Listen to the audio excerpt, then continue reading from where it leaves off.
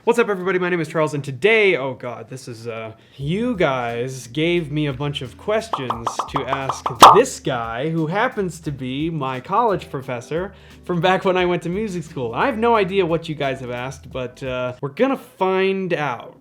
So like I said, this is my professor. This is Dave. Dave, introduce yourself. I'm David de Jesus. I'm a music professor of jazz studies at Purchase College, and I was Charles's old teacher back in the day.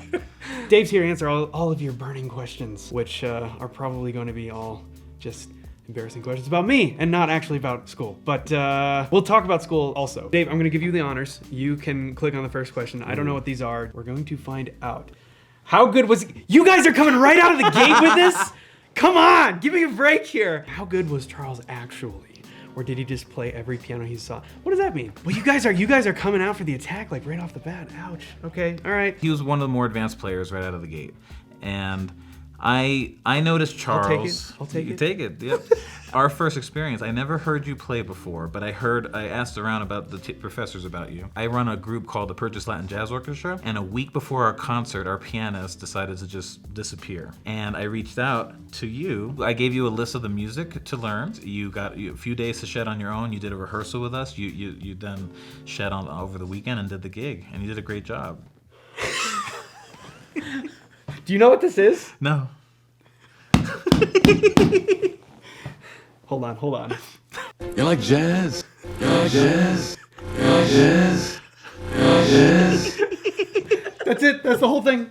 That's it. Wow. It's just from the B movie. I'm going to make this video explaining jazz memes to my professor. There you go. Please catch me up to speed. Oh my god. Wait, okay, so no. You have to see Simon's channel. You guys know about Simon Fransman? Go find out about Simon Fransman. It's so bad when Marcel is trying his best.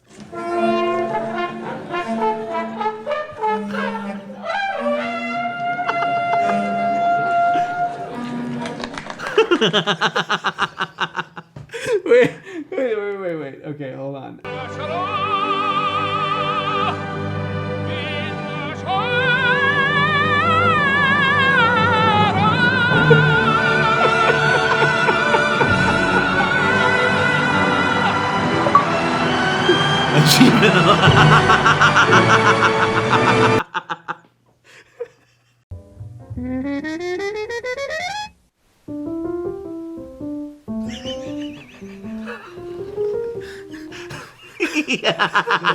You ever seen that original video of Miles like getting pissed at Herbie? Yeah. Oh, he did one of me. Look at this dude. Wait till you see the... No.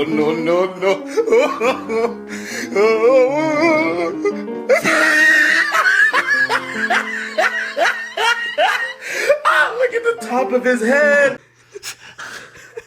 This channel is, Simon's I'll check channel this out. is Fransman. amazing. Snarky puppy, but it's, yeah, okay.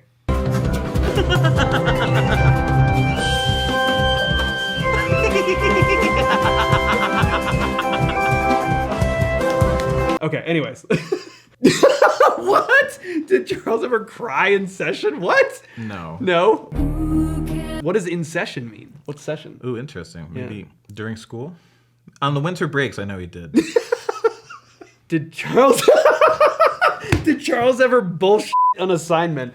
That is an amazing question, and I can't wait to hear the answer to this one. And the answer is yes.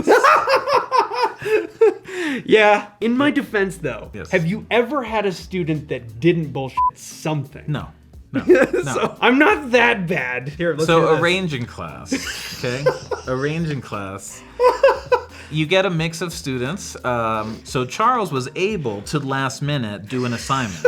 And they would be good, but you can tell that he just like right before class like banged it out. That assignment wasn't like a make or break it assignment where I really wanted Charles to learn something. It was just kind of an assignment that I wanted everybody to do and mainly get people up to speed and stuff. Charles was where he needed to be, so it worked out just fine. That's so funny because like that's exactly how it happened. You know, and like when you think that you're pulling one over on your teacher, I guarantee you're probably not. There were definitely so many instances where it was like, oh, do like a 4-horn arrangement on this like standard tune, or I would just would put it off until like 15 minutes before class. Yeah, the lobbies. And then just throw something through. Yeah. Whoa, this is such an interesting question. If you could summarize Charles in one and only one chord, Which would it be? How do you even interpret that? Okay. B over C. B over C. B over C major. Well, are we talking about a slash B chord triad over? B triad over C triad. Oh, B side. Why that one? That's extremely dissonant. I don't feel like I have that dissonant of a personality. It's got presence. It grabs your attention. Ooh. It grabs your attention. Hey, I'll take that. Because it's not dark and ominous. It's a little dark and ominous.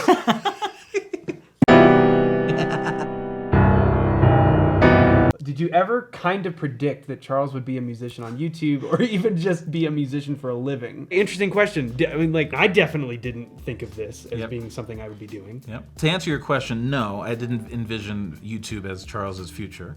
But I feel like it's just like not a common thing to envision for anybody. Correct. Like it's just Correct. such a nobody. You don't really expect that type of thing to happen. Correct. So the second part of your question, a musician as a living, yes. Charles was part of a really good class. His class peers, his year, were all really dedicated and talented and hardworking. So that whole class you felt was gonna be okay. You don't really get that every year. Charles in particular, I sense, was a little more business savvy than the other musicians. So Charles was kind of always thinking of, where is this going? My sort of like life trajectory had always been thinking about go to music school, go to jazz school, and then move to New York City and be a jazz musician.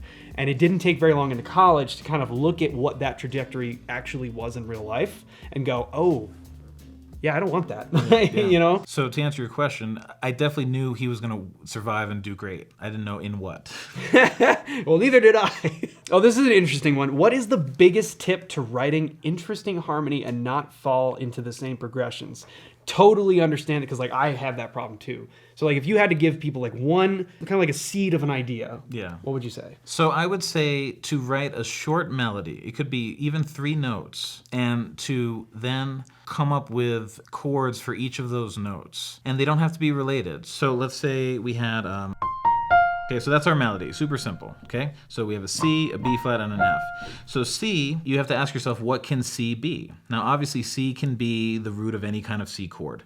It could be the third of A flat major. It could be the third of A minor. It could be the fifth of F major, F7, all sorts of different things. So kind of experimenting and sitting, and let's say I'm gonna do, so now C is the major 7 of D flat, major 7, sharp 11. I'll do F minor 11 for the B flat, and then I'll go A flat 13. Okay? Now I'm not crazy about how that ended. I like the first 2 chords. So for F, maybe we'll go to F major 7, sharp 11. So now I have a theme. I have the first chord and the last chord are the same kind of sound, with this chord in the middle creating some interest here. So, but that's just one of many things, but right out of the gate. So try that progression.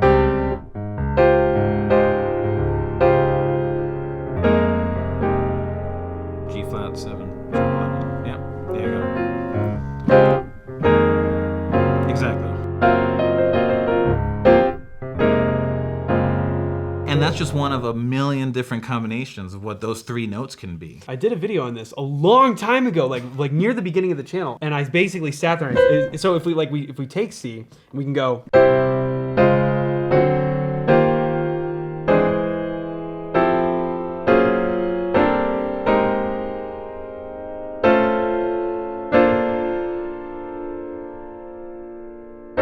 Yeah. Any note can work in any chord in any Correct. key. Correct. If you adjust, so maybe the upper extensions or the quality of that. What was I struggling with when I started? Did I have more to catch up on the theory side or the playing side? I would say on the playing side. Okay. You were lacking in what most people are lacking in the beginning, which is language and vocabulary. Yeah. Like all the classic comping rhythms and voicings. And you played what I would call in the beginning, like a lot of people do it when they come in, as playing inoffensive.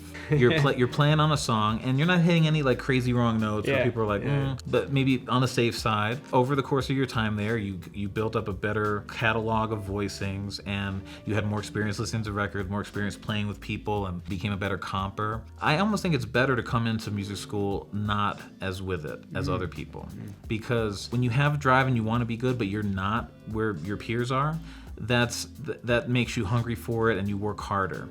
Where if you come in already the best, it's easy to slack and let people just pass you eventually, you know? So you came in kind of feeling inadequate maybe, and then you worked hard to get out of that feeling. And then once you've built up that momentum where you're not feeling that anymore, then you just really progress really fast.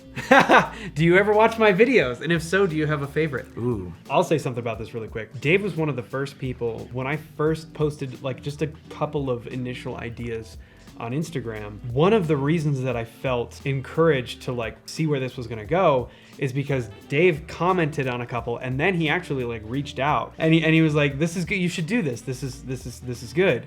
That stuck out to me because I know Dave doesn't just do that. If you're not killing it, he's not gonna tell you you are. For our class, I know that like you were one of our, as a class, we were one of our favorites because you were one of the few professors that would just be super straight up. Like if your thing sucked, you were not afraid to tell people that. So yeah, I've been watching from the beginning, and then the YouTube channel. Before all of you guys, Yeah. he's been checking it out. OG. Yeah. As far as favorite videos, that's a tough one. I would have to say the Imagine.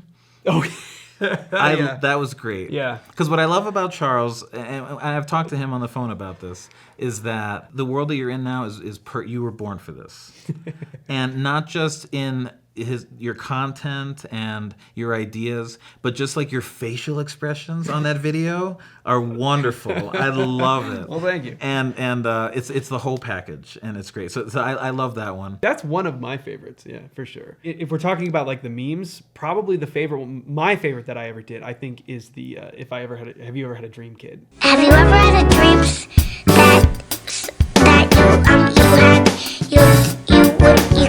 you do? Anyways, guys, so yeah, I hopefully that was insightful. Dave, thanks so much for coming out and and hanging and pleasure. being a part of this. I haven't seen Dave in 5 years. Yeah. Somewhere right around when I graduated. I haven't seen school. you since you graduated. I know, so it's really crazy. So this is a lot of fun. So yeah, and thanks to Dave, and thanks to all of you guys for watching. Be sure to go follow Dave on Instagram. Link down in the description below. He's going to be doing a ton of cool stuff. And for those of you who are interested in purchase or just interested in music school in general and music business, all kinds of stuff like that, he's going to be doing a ton of really, really helpful content all about that. So be sure to go check that out. Link in the description down below. That's it. Thank you guys so much for watching this video, and we will see you in the next one.